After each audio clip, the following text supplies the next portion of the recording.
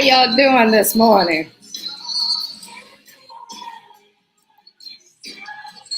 It is Wisdom Wednesday, and we're going to talk about applying Paul's advice to business. We started out as we always do with a little morning worship. Another one is on its way. Y'all know I can't sing, but we're going to go with it. So as you come on, say hello so we can say hello back to you. And it's on the way, miracle, and another one. Yes. Who's ready for a wonderful Wednesday? If this is your first time joining us, my name is Cathy McReynolds, and I love to sing, y'all, but that wasn't one of my gifts that God gave me. So y'all join in. This was actually from our worship last night at Faith Church. When it rise, and it did, it will again. Come on, y'all. And it did again.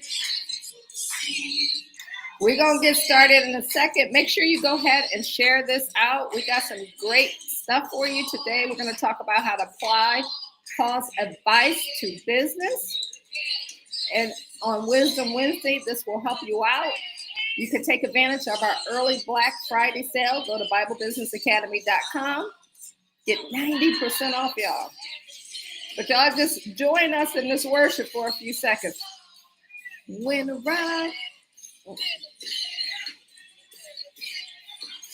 Yes.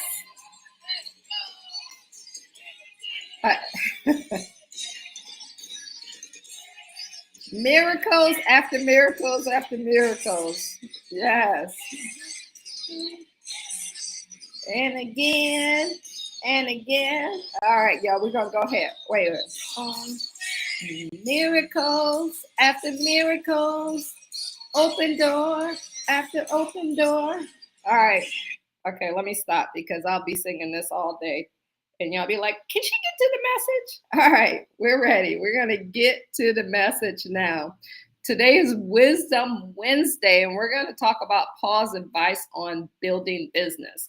That's one of the reasons I just love to being able to do this, because the Bible is there for you to use for everything. You can use it for any and everything, and it's so powerful. So good morning, y'all, and thank you for partaking in my singing there. And welcome to Wisdom Wednesday. Today we're going to draw from the teachings of Paul, whose letters, they offer such profound advice and wisdom for work, for your character, for your principles. All of that can guide us in building a business, and so that we can journey well through that. And that's one of the things that's truly, truly exciting, as I just said, is using the word of God to guide us not only in our life, but in our business and everything that we do. One of Paul's great themes is living with integrity, living with humility, and living with purpose.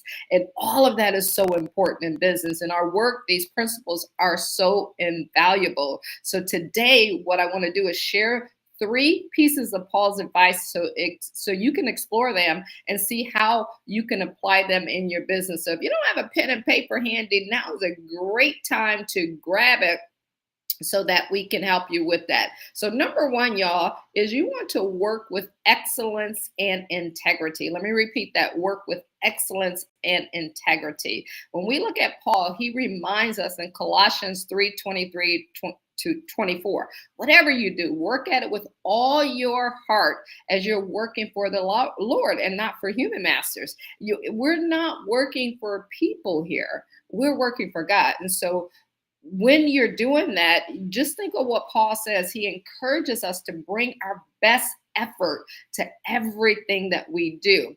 And when we work with integrity, when we work with excellence, we're not just building a good reputation online. We're just not building a good reputation, in our community. But guess what, y'all? We are honoring God, and we're honoring the work that he called us to do in a different kind of way. And isn't that amazing? Like that you get to honor God even in your business. So you might be wondering, well, okay, Cathy, that sounds great, but how do I apply this to my business? You just want to approach every project, every client, and every task as if you're doing it for God himself. And just ask yourself, if, okay, will God approve of this? What would he say about this? So when you take this perspective, it's going to keep you focused on quality. It's going to keep you focused on service, and it's going to keep you focused on your purpose. So just be intentional about using integrity as a guiding principle, even when you're facing difficult decisions. Just ask yourself, does this align with my values? Am I representing God's principles in my business? That's where it starts. That's where it begins. That's the middle part of it. And that's the end. Just, will God like this? We can do that, right? Drop in the comments and let me know your thoughts and takes on that. So let's go ahead and tip number 2 is to be a servant leader. Be a servant leader. Paul tells us in Philippians 2:3-4, do nothing out of self-ambition or vain conceit, rather in humility, value others above yourself, not looking to your own interests, but each of you to the interests of others. Now that right there is in total contradiction to what we see online. A lot of stuff that we see online is, oh, work so you can get this car, work so you can get this house, work so you can take these vacations, work so you can get this money. Not all of that. God said, seek him first and all things will be added onto you. So what are you truly working for? Are you working to get those things, or are you working to be a servant leader? That's what you have to just, as we always say, check yourself before you wreck yourself. And listen, you may have gone through a phase just like I did. It was all about things until you realize that that's not what it's about. And I'm telling you, when you get in that space in your mind, that joy and that peace comes to you like nothing else. Paul's, he calls us to humility and to service, and to remind us that leadership isn't about personal gains. It's about serving and empowering others. So what I want to do is just explore this concept, and how can we look at that in business. I almost said it's simple, but it really isn't simple, because he says, be ye transformed by the renewing of your mind. So you got all this chatter coming into you, from the internet, from around you, and you may see people who have things that you desire, and like, why did they get it first? And I'm doing this, and like, you gotta quiet the chatter in your head and just shift your focus from what can I get to how can I help. Let me repeat that. What can I get to how can I help? So if that makes sense to you, just drop a 1 in the comment to how can I help versus what can I get? And just write that down on a piece of paper. Like, this is from my morning studies. I don't know if you all can see this, because we're in a blurred black background, but just write stuff down and just practice it and practice it and practice it. So whether it's your client, whether it's a team member, whether it's your audience, look for ways to serve their needs. That, like looking for ways to serve the needs is me coming on here Monday through Friday and just sharing these tips of wisdom. I'm growing from it. I hope you all are growing from it, but it's a way to give. You always, like we want to get, but how can we give? How can we serve? And when you serve enough and you give enough and you switch that thinking to the things that you desire versus how can I help and how can I serve, that's when the transformation begins to take place. You want to build a culture of service within your business. And even in your business, just sit down and say, okay, we may sell this or we may offer this, but how do we serve? What will people get? How will we transform their lives, and how will we help them? And that's one of the things that we do inside of the academy. We give you this detailed input where you're going to really sit down and take some time to think about that and how you're literally serving, because you have to shift that. It just doesn't come in by just osmosis. You have to intentionally shift your thinking, because when people see that you genuinely care, they'll be more loyal, they'll be more engaging, and they'll be there to not because of you, but because of what you're helping them with. And that's the key right there. And so the last thing we're going to talk, did that bring you guys value? Let me know also in the comments what you're getting out of this, depending on where you're tuning in from. If you're commenting, some of them I can see because I have a chat here, and some of them I can't, but I will always go back and answer any questions or reply to any comments. Last, y'all, but least not seek wisdom and avoid idle, but seek wisdom and avoid idle talk. Seek wisdom and avoid idle talk. So let's talk about what that means. Paul, he warns us in Ephesians 5:15-16, be very careful then how you live, not as unwise, but as wise, making the most out of every opportunity, because the days are evil. And it doesn't mean evil in the sense of evil. It's just that when you look in what's happening in the world, people will gravitate towards those things, the things in the blings. You're right. That's what people want.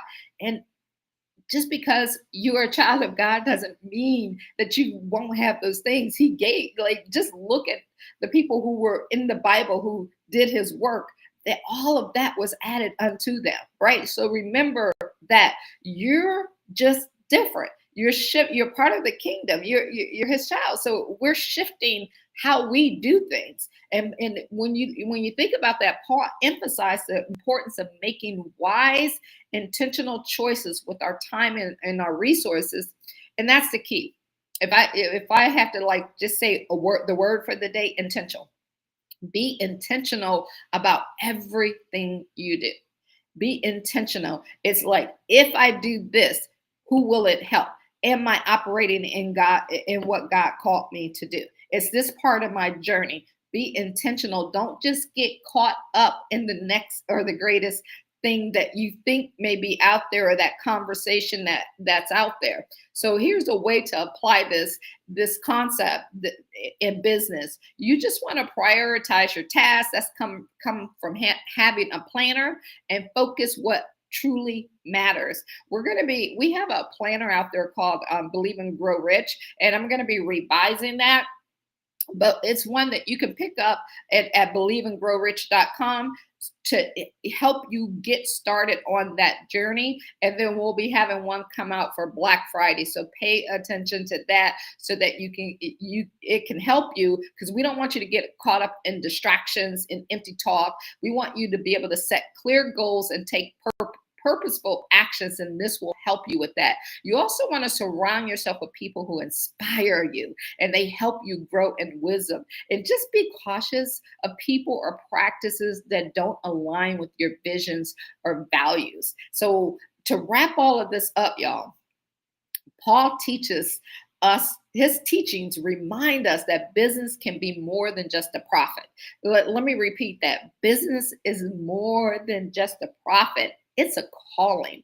It's a calling. It's a calling where we serve. It's a calling where we lead. It's a calling where we work with purpose. So when you take the time to apply these principles that we just shared today, it'll allow you to create a business that truly, truly honors God, supports others, and leads to the greatest and the best fulfillment of your life.